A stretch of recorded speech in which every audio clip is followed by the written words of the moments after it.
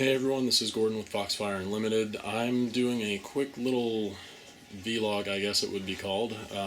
It's just my thoughts on the whole Ducktales remastered HD, whatever you want to call it.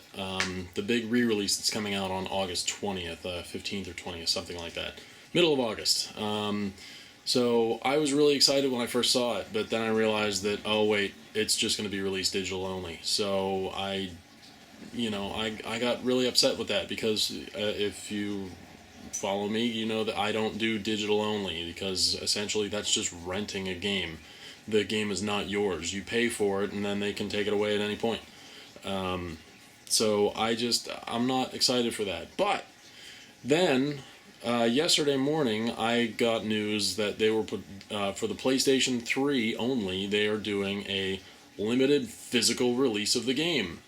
You're actually going to be able to go to a store, and instead of the $15 that the digital one's going to cost, it's going to be $20, and it'll be a box with a pin in it, like a limited edition pin. And then I got so excited when I got that, I actually called my friend, and I said, "Dude, put your $5 down on it right now. I'll pay you back immediately." And he's like, "Oh, it's just an empty box, right?"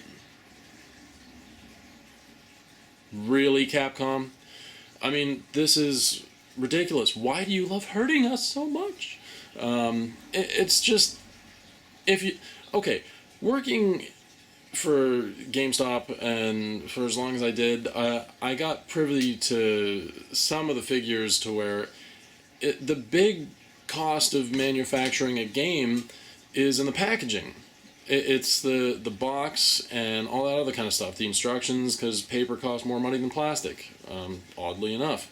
But, so, here's the thing. If they're putting out a physical release with a box and especially a pin, why wouldn't they put the disc in there? Capcom has their own publishing factories, so far as I knew.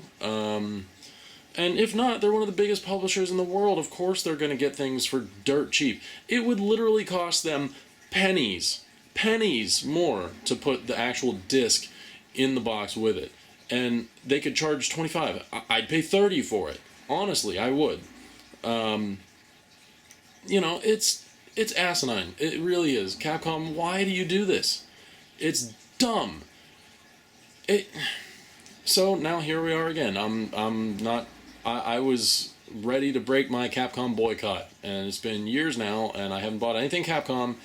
But you know what? I got so excited. I was ready to do it, and then empty box. What do they think this is? Like the late '70s with Star Wars, where you can sell us an empty box.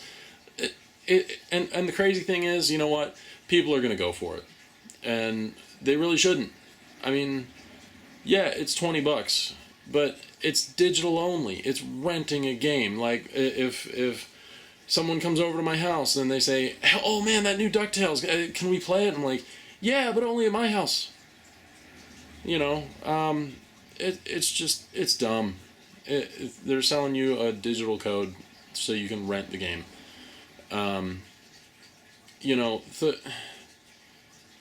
20 years from now, I'm not going to be able to... Let me put it this way. 20 years from now, I'm going to be able to put in my regular Nintendo, DuckTales 2, all that kind of stuff.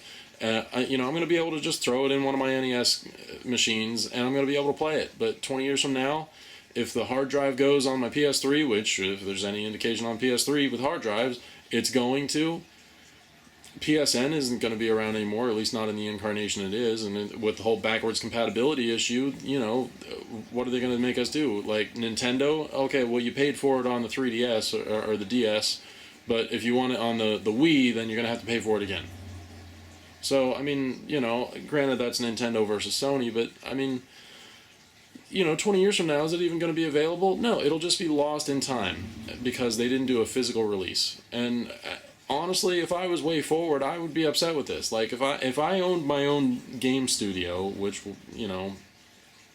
wouldn't be successful at all because of my ideals and my viewpoints, but I wouldn't do a digital only at all. I mean, I might put stuff out there digitally. Of course I would, because it costs almost nothing to do. But at the same point, it's just... I wouldn't want something that I worked for the better part of a year on to just be lost in time. And that's essentially what it's going to be. It's almost as if, all those movies that we grew up with, what happens if they only were in theaters? You could only see them in theaters. That's essentially what it is. You're going to be able to play the game for maybe a couple of years, and then it's going to be gone.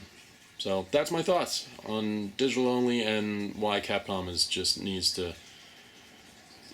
they just need to. Oh my god, it was just upsetting to me because I got so excited, and it was something that I was willing to break my boycott of a couple of years and ask anyone. Look around my room right now. I'm seeing 1, 2, 3, 4, 5, 6, 7. 7 things Capcom that are like display things. I'm a huge Capcom fan. I have probably a tenth of my games from 8-bit and 16-bit are all Capcom. Because they were just so great, and I was one of the biggest Capcom fans of all time, and now it's like this. So, that's my thoughts. What do you guys think? Leave comments down below. Rate, subscribe. If you don't like it, then give me a thumbs down. I don't care. I'll wear those with pride. So, anyway, you guys have a good night, and I'm going to go to work, and I'm going to make more Perler stuff. Oh, you want to see some of the Perler stuff that I did recently? I'll show you that here.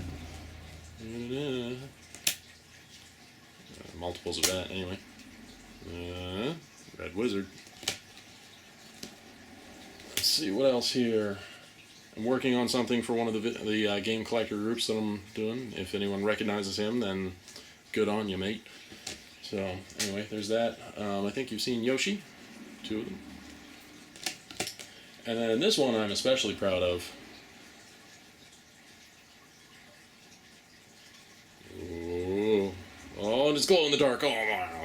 Okay. So, anyway, that's what I've been doing, purling. And I have Perler stuff laying all over my living room right now because I'm fulfilling orders and stuff for that game collectors group. So anyway, you guys have fun, and just have fun, really. Games. Good stuff.